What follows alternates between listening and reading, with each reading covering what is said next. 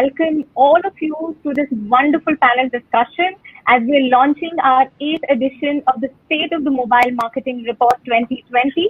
This is a walk and an MMA initiative, as you're aware. This report is a regional report which we do every year, and we're very glad to have all of you with us to launch this report, to see the highlights of the report, as well as to share with our viewers and our attendees today the implications and perspective you have towards the findings and the top lines that we'll be showcasing today here based on the Walk and MMA report. I will hand over the highlights to Amy for us to go through, and I will conduct an in-tandem discussion with all of you to understand the implications of what we see in the report. Amy, over to you. Thanks, Monica. I'm just going to share my screen so that we can go through the key takeaways.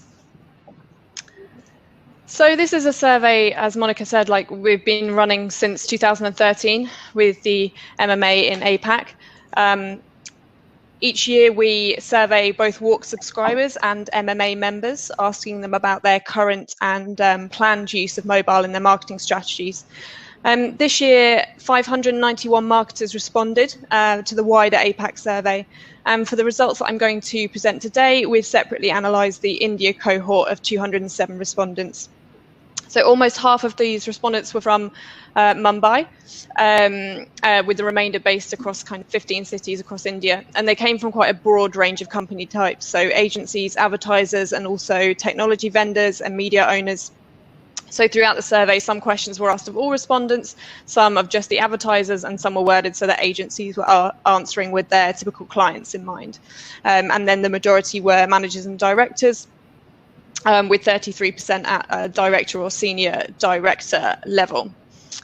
So I'm going to briefly talk through some of the main takeaways of the research before we dig into the findings in a bit more detail. So firstly, to talk about consumer behaviours and mobile video.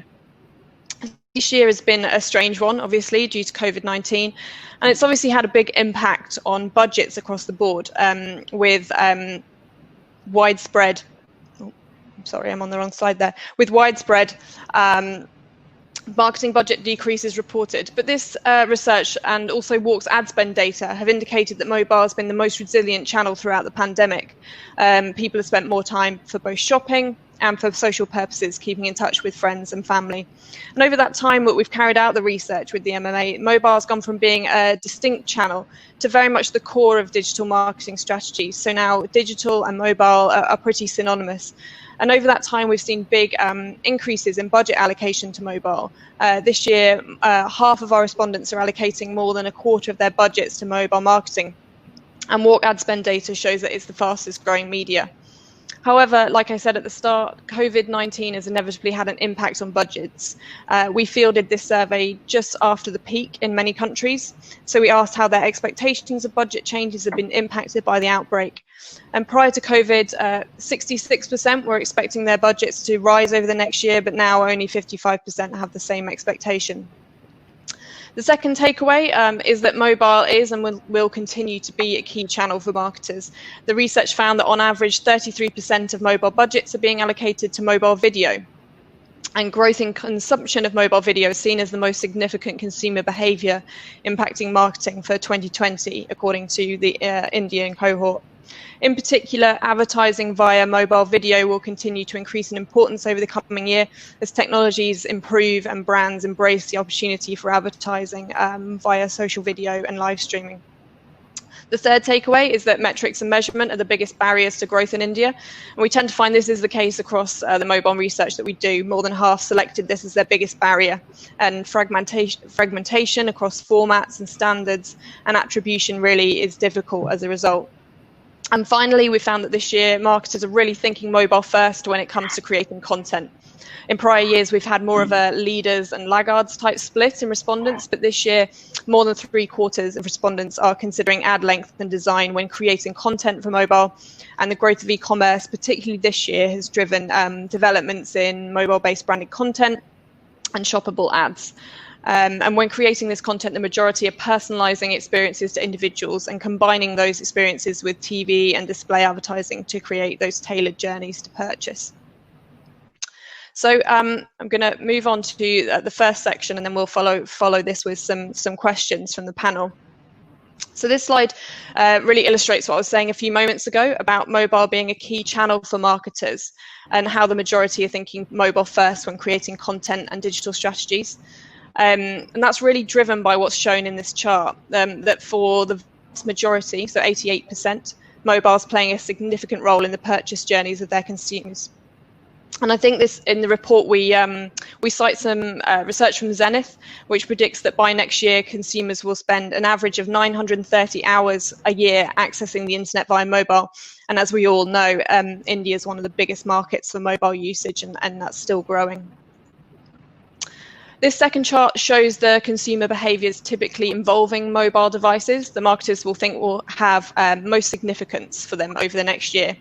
And you can see there that watching video is on the top of the pile for Indian marketers, followed by mobile payments and streaming via OTT devices, both of which have been really significant this year, given the widespread lockdowns caused by COVID-19. I think that as social platforms like Instagram and Facebook increasingly monetize their offerings via video, this will only increase. I think this year has been a real step change for global video viewing habits. Consumers are looking for really diverse content throughout the day on their mobiles. In the report, we cite some research from McKinsey, which finds that over 40% of Indian consumers are streaming more media now after lockdown, just showing the impact this year has had on consumer behaviours and the knock-on effect this has for advertisers.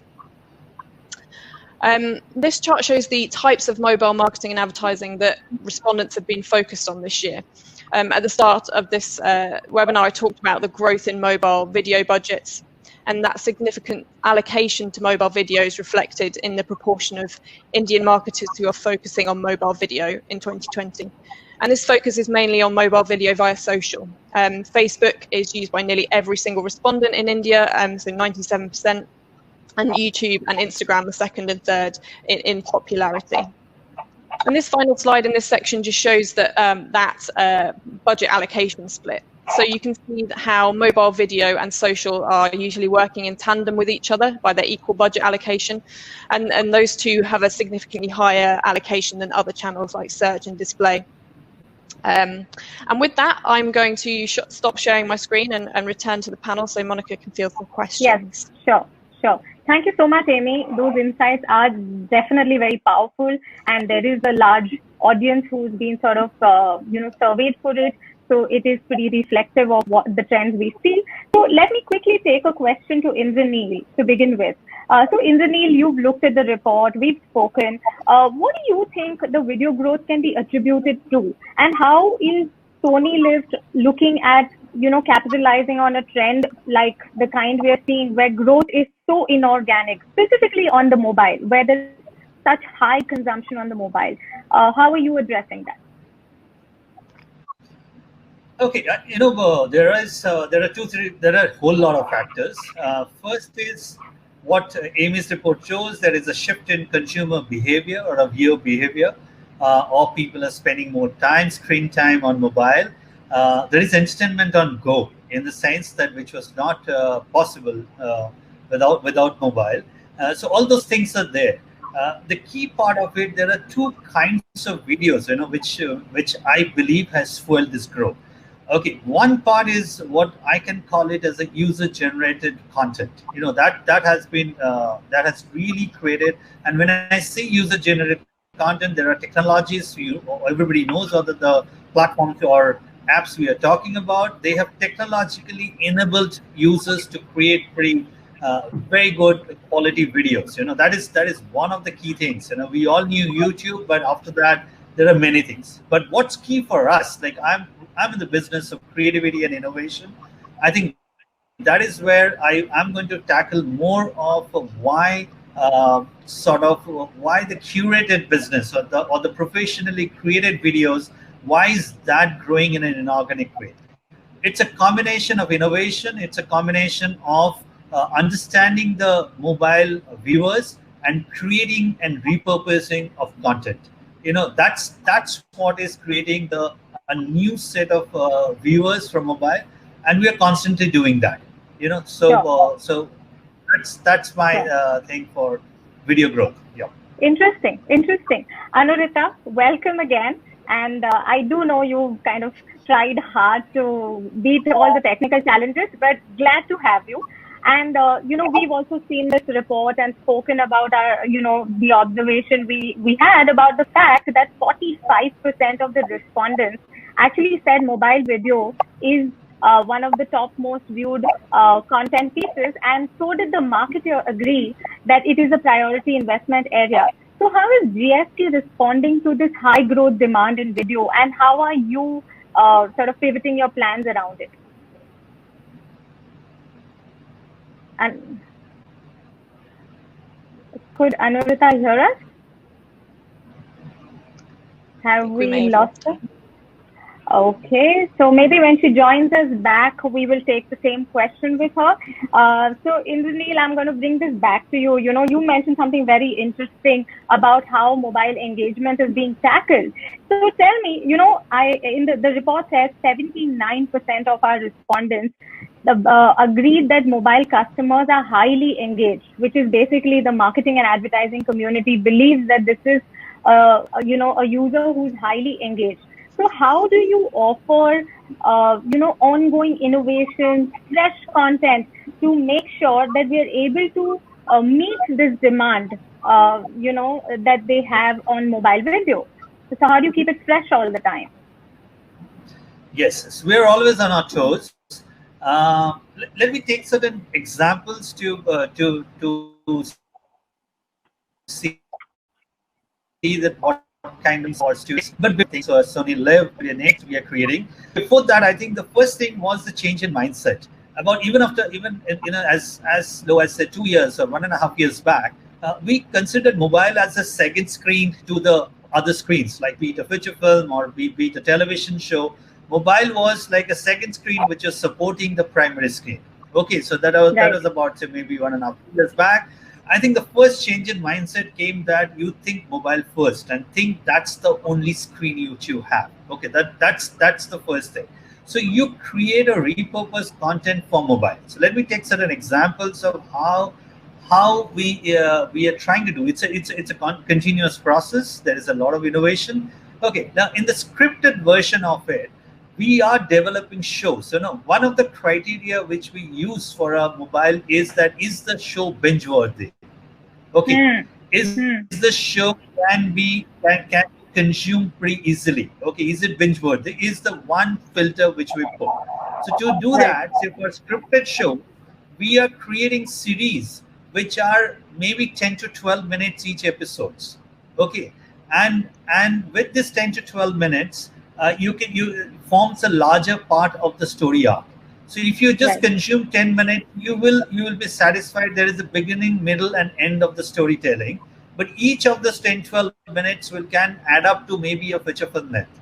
So that is one kind of storytelling which we are thinking about and not thinking about. We are in the form of developing and producing. So that is mostly what we call as the scripted. In the unscripted format, there are 2-3 kinds of things. Okay, the one is that everybody knows about KBC in this country. KBC for Amy's thing is the Indian version of Who Wants to Be a Millionaire. It's one of the most successful Indian shows, or maybe I can call it the successful.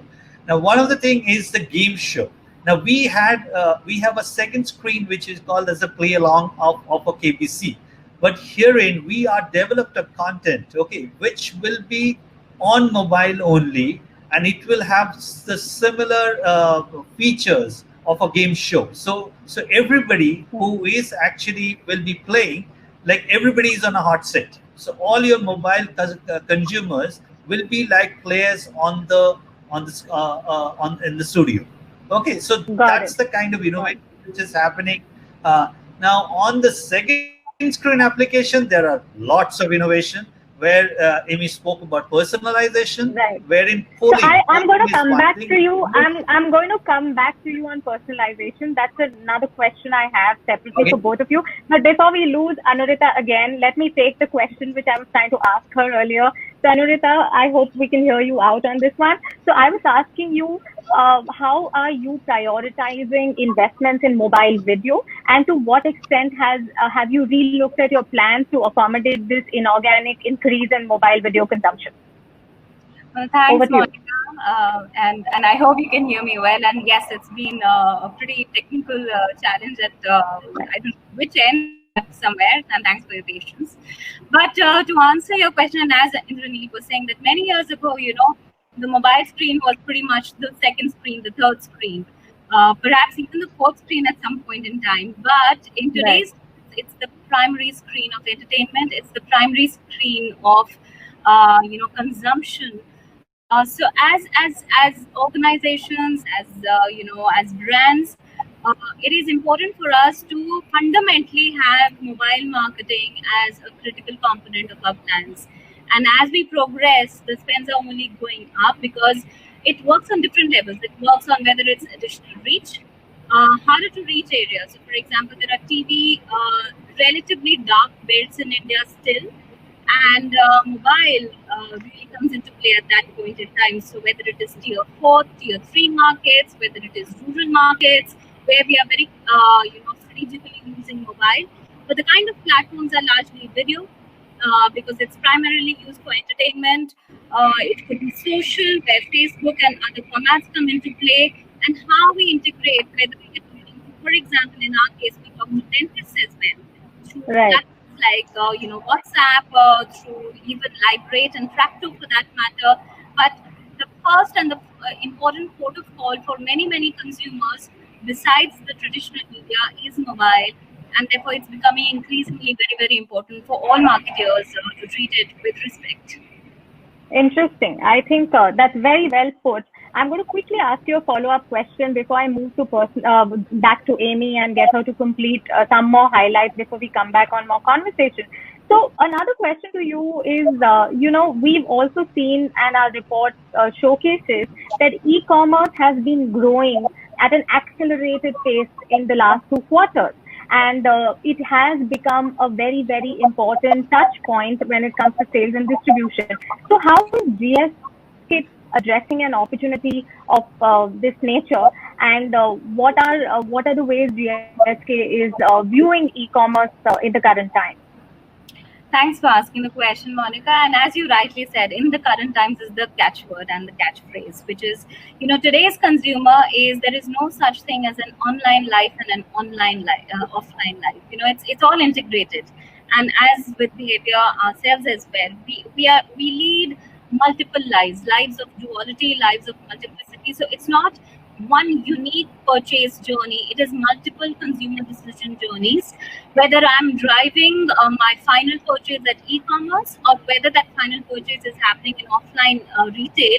For us, everything is equally critical. So of course it is still critical for you if you walk into a Montrade outlet, or if you walk into a chemist to find GSK products.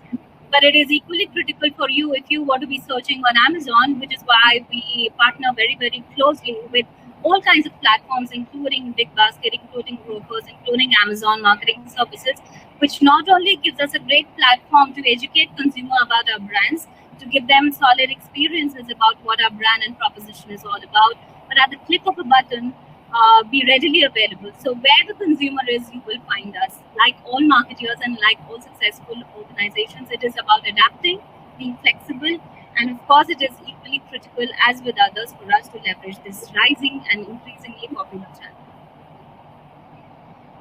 Got it. Yeah. So I think what you mean is that it is becoming an omnipresent scenario, where you got to be present wherever the consumer is. And of course, with heightened time spent on digital touchpoints are vital. So having said that, whilst I'm going to come back to you with one or two more questions, and yes, we do have finite time to do this lovely, interesting conversation. So Amy, I'd like you to conclude the rest of the findings you have for our viewers today. What I do want to tell everybody listening in, that this report is going to be available for you in the briefcase, as well as it will be emailed to you. So feel free to browse through it at your convenience and learn and probably consume the observations that have come out of it. So Amy, back to you.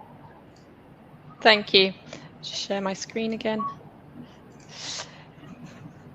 So we'll just talk about a little bit about engaging consumers on mobile, and this really plays into what we were just talking about being present on all platforms, omni-channel, not just on mobile. So my first slide here is about which channels are used most frequently with mobile.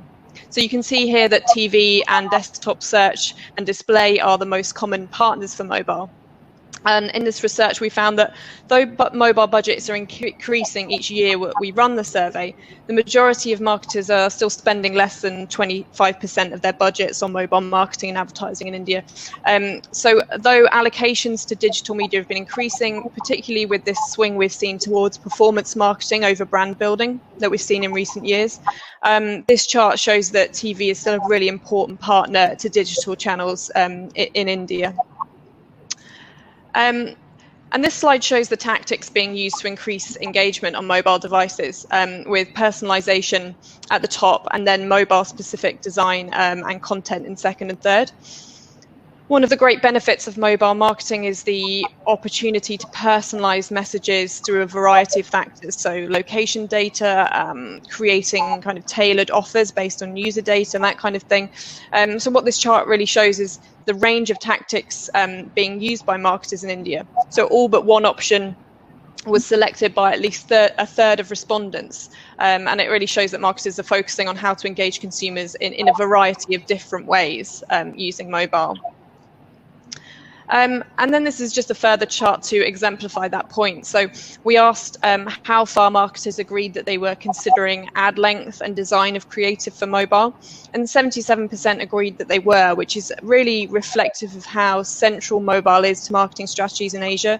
In the report, we cite some other research from the MMA that found that it takes about 0.4 seconds to make an impact with consumers on mobile. So ad length and design is really imperative for the effectiveness of mobile ads. And then that combined with the longer term impact of, for example, TV and digital work, further digital work to engage with consumers over the long term. So it's about that partnership and really personalizing along the full journey of the partnership between different channels. So I'm going to stop sharing there and return to Monica for the further questions.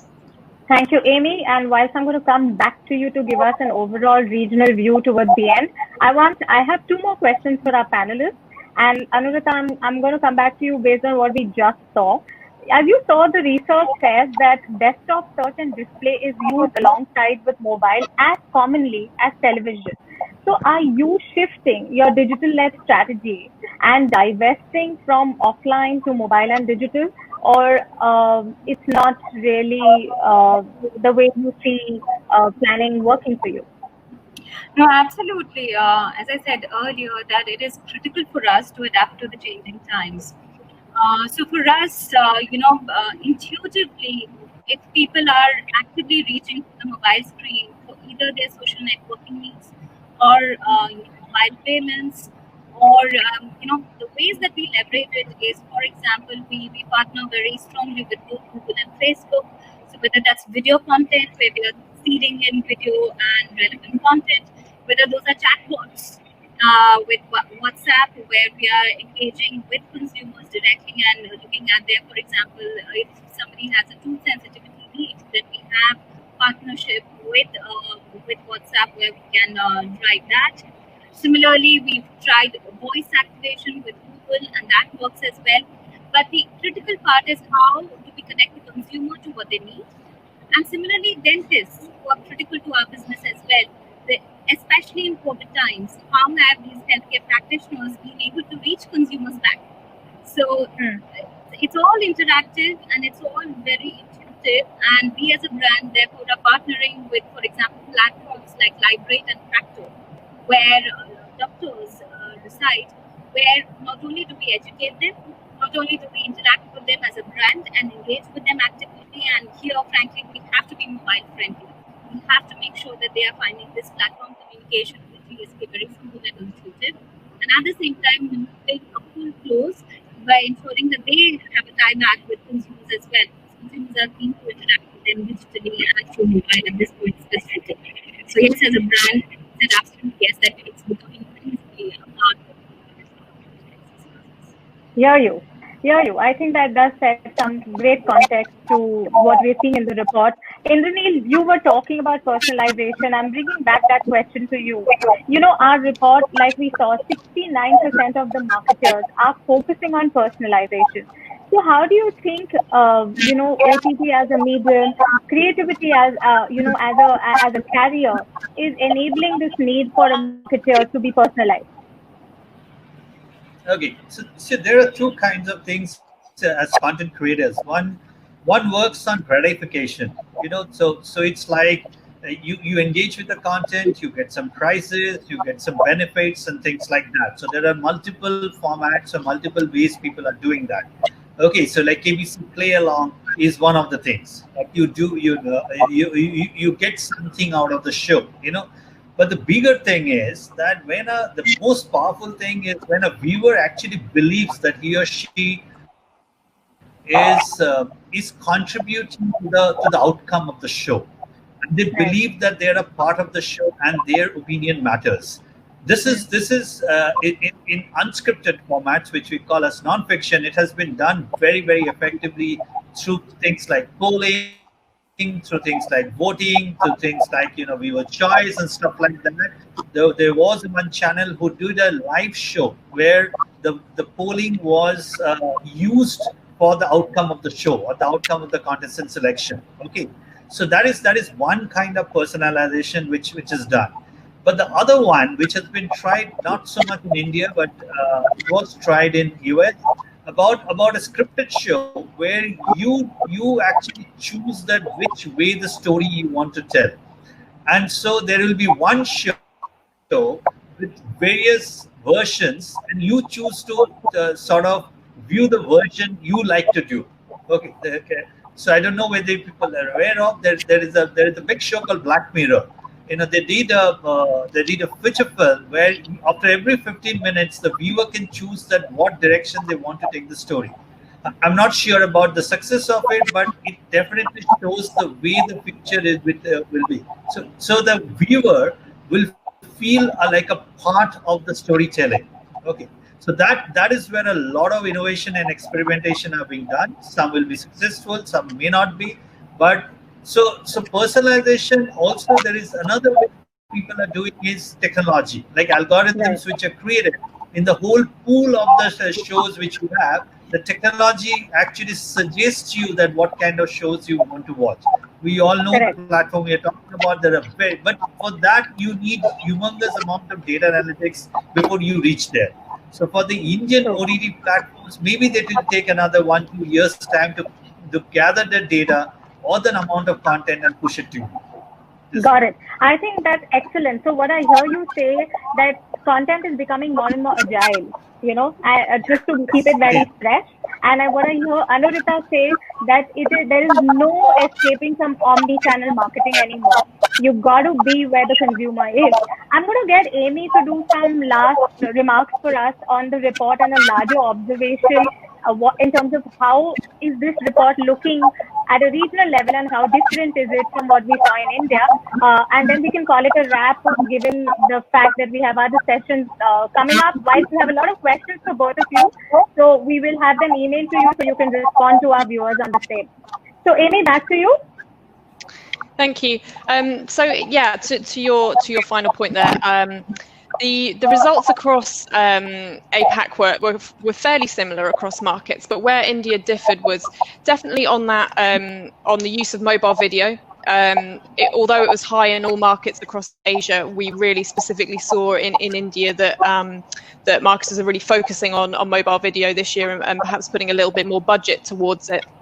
And also that combination with social media. So video on Facebook and Instagram were quite a bit higher in India than they were in the rest of APAC. And that's really why I focused in that first half on mobile video being a really key moment for marketers in India. And I think this year has really pushed things forward across all markets, but certainly for India. So they would be my key takeouts for India versus APAC. And generally, I think we do this report in EMEA as well, and we generally see that mobile is very much the first channel for Asia, and in EMEA it's becoming that way, but it's more kind of mobile with other digital channels in EMEA rather, but APAC's very much just like mobile first for sure. So yeah, they're my key kind of differences between the regions. And yeah, just to say, you can download the full report. So yeah, I'd encourage everyone to do that and look at all the data within it.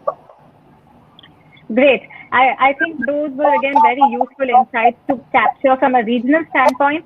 And what is most heartening is that we've managed to launch the State of the Mobile Marketing Industry Report in a mobile marketing event and by a mobile marketing association. So it couldn't get bigger than that. And like I said, this was our 8th edition and 8th release of the regional report launch. Happy to have you participate in it. Appreciate your time, and thank you so much for being with us here. Look forward to reconnecting soon. Have a lovely day. Thank you. Thank you. Thank you so much.